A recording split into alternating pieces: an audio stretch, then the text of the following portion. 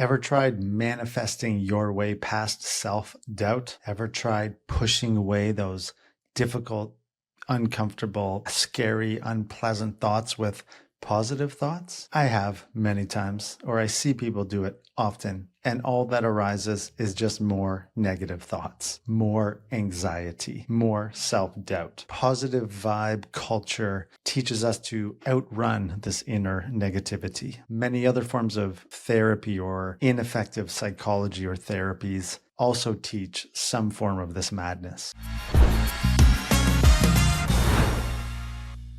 But avoidance is just cardio, just fuel, is just food for this inner critic. That inner heckler, it's just laughing and rolling its eyes at all these futile attempts that you are doing or that I have done to try to make it go away and shut the fuck up. The reality check, and the most important thing that I hope you learn from this video, is that all that does is make it worse. We need to stop running and stop avoiding and stop thinking that it shouldn't be happening, or we need to stop judging ourselves for these negative, uncomfortable, scary, horrifying thoughts that we're having, and recognize that it's just our brain doing what it was designed to do, trying to keep us safe, trying to help us. We want to learn to acknowledge that that actually isn't helpful. And that is the first piece, that little dialogue that we can have with that voice to start freeing ourselves from it and giving us a little bit more contentment and acceptance and freedom in our life. The skills or the tools or the ways of thinking through these things that I'm going to share with you today really are passed down from the wisdom traditions of the ages. And if you watch this channel often, you'll hear me reference those frequently. Buddhism, Stoicism, we'll just stick to those two for now, okay? But many different wisdom traditions all share these ideas. They just articulate them slightly differently. So in today's video, we are going to go through a list of ways to help you deal with this internal madness and to stop running, to wave the white flag, turn towards the problem, and embrace it. Anyway, my name is Mike. This is the Starts With Me channel. I hope you find this video helpful.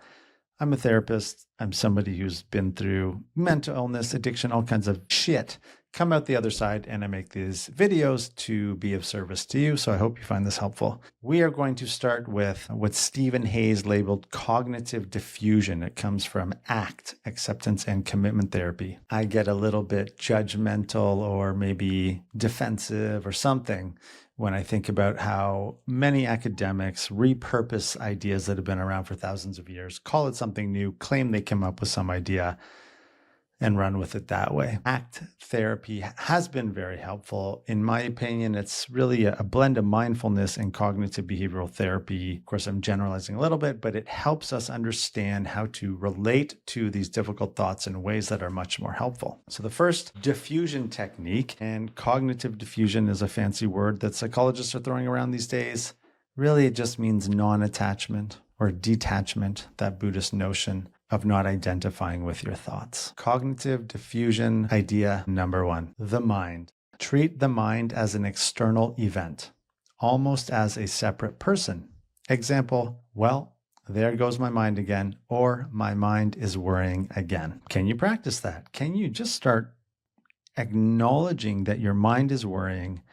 It's never going to shut up, doesn't per se mean anything about you. So really it's this language. I find the ACT stuff is the language of Buddhist mindfulness practice. So we're trying to articulate what it is we're actually doing. So treat the mind as an external event. There goes my mind, it's worrying again. Thank you, mind, for telling me how much of a loser I am. Thank you, mind, for telling me that that person's judging me. Thank you, mind, for telling me all these bad things about myself and all the stuff that's going to happen. Thank you. Many people find that difficult to do because they have not practiced it and they are still so attached to or being identified with their thinking as if it's them. So this first one, treat the mind as an external event, is a way to help us start separating. Number two, mental appreciation. Thank your mind when you notice it butting in with worries and opinions. Show aesthetic appreciation for its products. Example, you are doing a great job worrying today. Thanks for the input. This is not sarcasm after all. The brain, the mind, Stephen Hayes calls it the word machine. That theory aside, the mind is doing exactly what it was designed to do all of those thousands of years ago. Problem solve and avoid danger. I really like this one a lot. I take a slightly different approach to it. Mental appreciation can simply be acknowledging or thanking, right? Appreciating this constant negativity that's trying to keep us safe. Thanks for the input, buddy.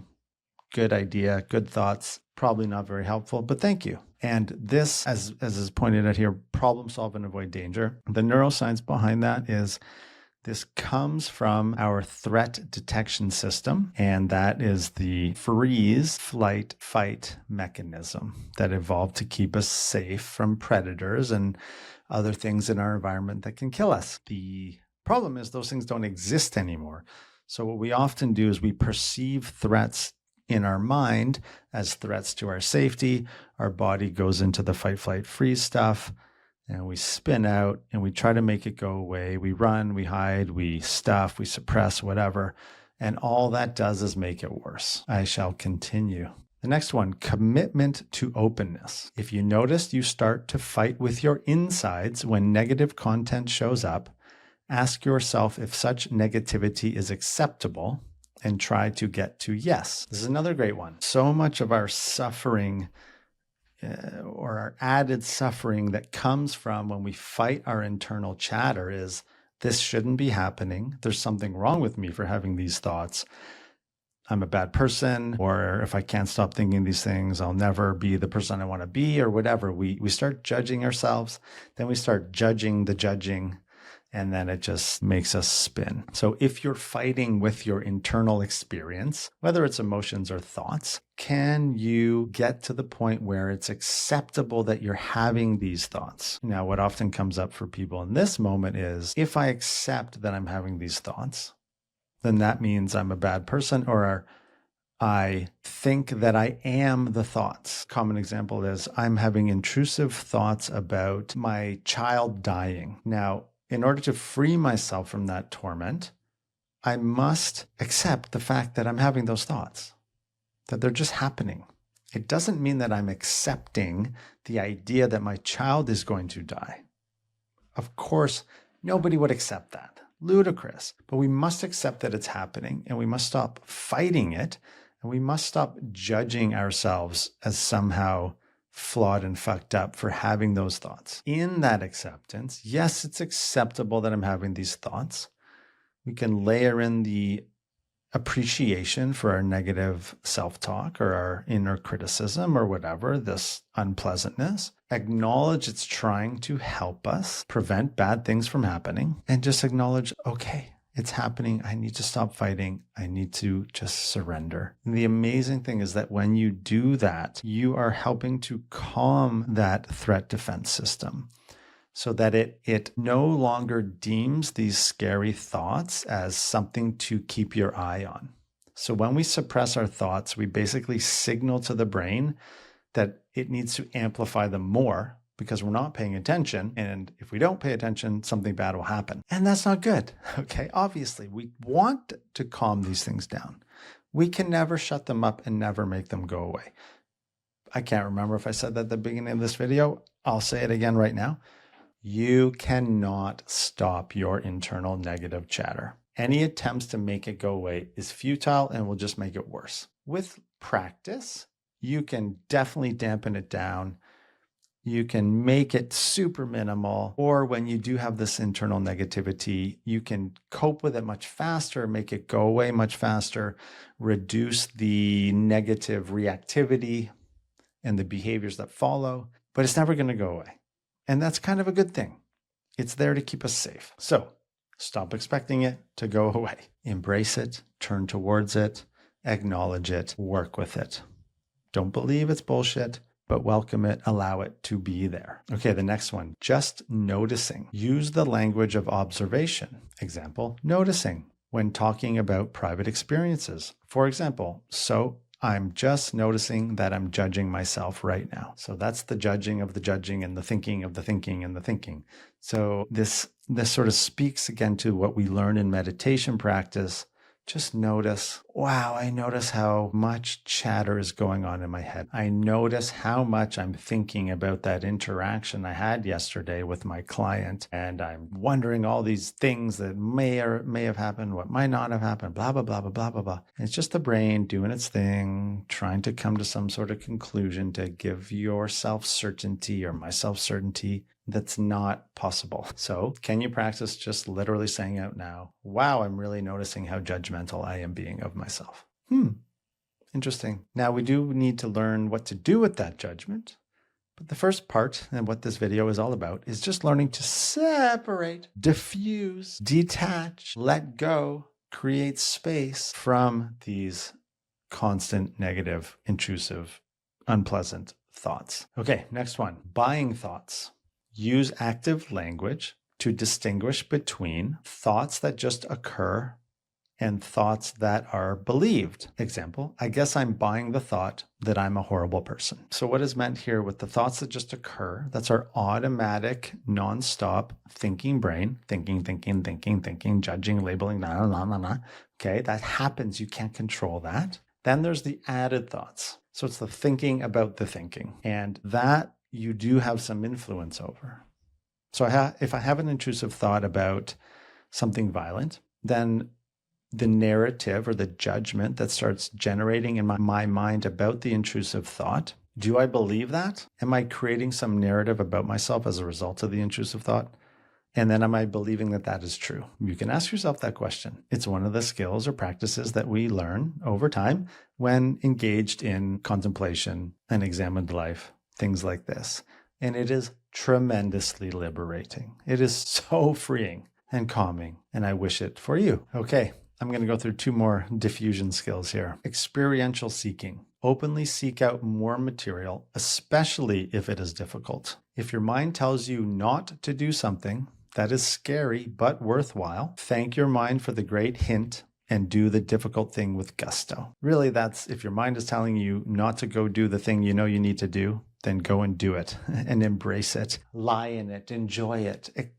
Use that discomfort as a form of motivation. One example of that in the recovery world that's often discussed is if your brain is telling you not to call a peer or call a sponsor or not to go to a meeting, you do the exact opposite of what your brain is telling you to do, because that's the right thing to do. And do it with gusto, do it with enthusiasm if possible.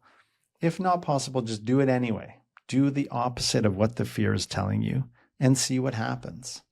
You will often discover that it's never as bad as we think it is. We're much more capable of dealing with these difficult things and that we're going to be okay. We might even thoroughly enjoy it, thrive on it, do it more, feel empowered. That's what this is all about. Feeling empowered, feeling good, experiencing pleasant emotion. I wish that for you. All right, the last one, put it out there. Write down a negative evaluation you are ready to defuse from, let go of, detach from. Example, I'm stupid, I'm angry, I'm ugly, I'm unlovable. Put it on a name tag and wear it. Don't explain it to anyone for a while. Just feel what it's like to have this on your chest and what it's like when you walk out in the world with it on there. Notice the judgments, notice the buying of the thoughts, notice the avoidance, and just notice what happens. And perhaps you can start to develop a slightly more pleasant, less difficult, less resisting, less avoidant relationship with all of these internal negative chatters. Okay, there's some other good ones in here, but I think that gives you a good insight into what we're aiming at. I'll put a link in the description here to a list of these diffusion things if you would like to read more about them. In conclusion, in summary, we can't fight or make this stuff go away. You must let go of that delusion. And the good thing is we don't need to make them go away because we can live contently, can be happy at times. Happiness isn't the end goal. And we can feel better about ourselves for not being held back in the ways that we are held back by these difficult thoughts. Freedom is possible. Contentment is possible. Practicing these things really does help. The last reminder I will say is that, I know I've sort of said this already, but it's this really embodying, embracing, coming to terms with, even being happy about this idea that yes, these don't go away, and that's okay. They come, we deal with them, it passes. It comes, it goes, it comes, it goes, it comes, it goes. We are a process. There is no finish line. And that in the long term, outside of just these moments of discomfort and internal negativity, knowing that this is just how it is for life really is freeing. It can sort of de-stress or let out some of the tension, if you will, that you may have around all this stuff, and really just enable you to be a little more free from moment to moment. Okay. Again, this is the Starts With Me channel. My name is Mike Stroh. I hope you found this video helpful. Please like it, comment on it, subscribe to this channel, and share it with someone who you think may find it helpful. Okay, take it easy. Peace out. I am very grateful that you watched to the end of this video. Please click one of the boxes to watch more of our content, and otherwise have a great day. Peace out.